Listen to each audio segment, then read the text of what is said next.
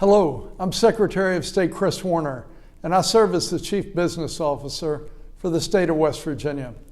Part of my responsibility is to make sure that West Virginia is positioned to help create a strong pro-business environment to help grow our state's economy. To do that, my office is working to promote the services and programs available throughout the state to help support entrepreneurs and small business owners. This is part of a video series we call Just 3 Questions with West Virginia business leaders and entrepreneurs. Joining me today is Marshall University's President Brad Smith. President Smith is one of the nation's premier entrepreneurs. He's a 1986 graduate of Marshall. He rose to become one of the world's most respected Silicon Valley CEOs, then retiring as chairman of Intuit. Intuit is an American company that has produced wildly popular online programs such as QuickBooks, TurboTax, and MailChimp. Today, Intuit employs over 18,000 people. President Smith, therefore, knows a little bit about entrepreneurship, but more importantly, knows how to support entrepreneurs. Brad was born and raised in Canova. I think many times he likes to just be referred to as Brad from Canova. He became Marshall University's president in 2022. Thank you for joining us for Just 3 Questions today. Let's talk about Marshall's effort to support economic development in West Virginia and in the tri-state area. Particularly, I want to ask about Marshall's support for entrepreneurs, for small business owners, inventors, small business owners. That will be our focus for today. So let's start with, how does Marshall University play a role in driving West Virginia's economy, President Smith? Well, first, Mr. Secretary, thank you for having me, and thank you for being a champion for entrepreneurs and for small businesses. Marshall University is privileged to be one of our state's flagship institutions, and in doing so, we focus on 3 things. We want to accelerate individual success, we want to accelerate innovative ideas, and we want to accelerate economic impact. But we recognize that the world is dealing with what we call the 80% reality.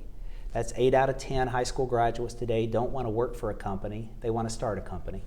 The second is 80% of net new jobs are created by startups and small businesses, not large companies. And the third is 80% of the venture capital historically went to 3 places, New York, Boston, and California.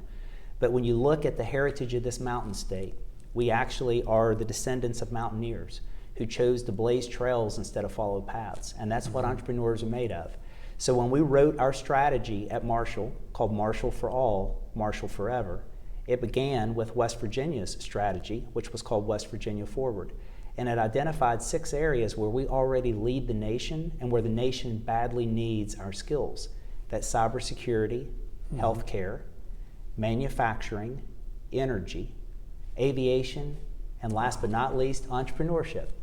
So what are we doing today is we have developed an entire curriculum that is focused on helping students understand design thinking, which is how the greatest innovations in the world have come to be, including the iPhone. The second is we've developed an iCenter, which takes those same skills and teaches it to our small business owners and entrepreneurs in the community.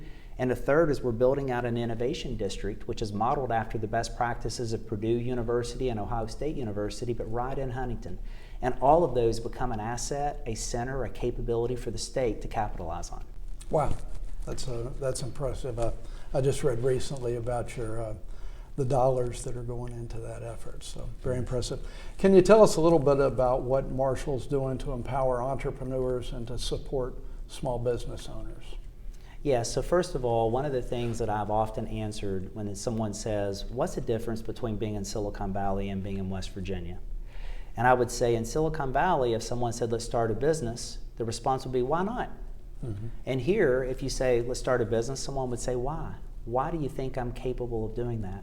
And so I always refer to Michelangelo's quote that success is seldom limited when you aim too high and you fall a little short. It's when you aim too low and you hit the target. So the first thing we're trying to do is inspire our students and the next generation of entrepreneurs and business owners to dream big. It can happen right here in West Virginia.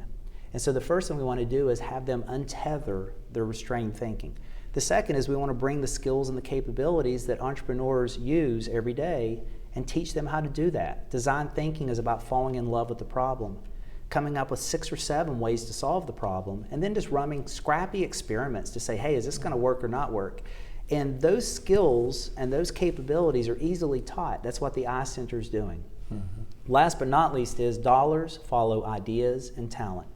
This capital problem is no longer a problem in West Virginia. We have venture capitalists that are sitting here now saying, I want to support a small business owner or a startup because I know I can count on that generation that's going to follow this owner to say, I want to stay in West Virginia and run that business. People want to invest in those kinds of companies. So that's what we're doing, is we're trying to bring those capabilities and that supporting ecosystem to our entrepreneurs and our small business owners. Great. I got to tell you, manufacturing is something that is near and dear to my heart from my time at the West Virginia Economic Development Authority. But can you take just a minute on our third question and talk to us about advanced manufacturing and what you and Marshall University are doing with advanced manufacturing?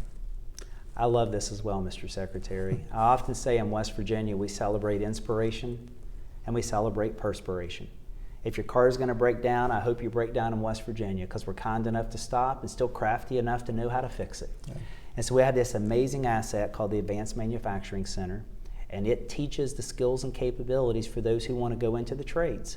If you want to be an electrician, you want to learn how to weld, you want to learn how to work with robotics, we have 900 people who come through every year that get credentials, certificates, apprenticeships, and over 300 companies in the state are able to come in and use our multi-million-dollar technology so they don't have to buy it themselves.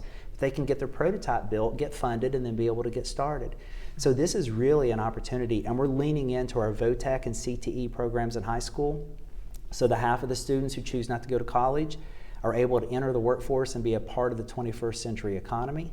And the other half who want to go to college can come to Marshall or one of our other amazing institutions. Wow. Well, thank you very much for joining us, President Smith. Thank you for watching today, and we'll see you next time.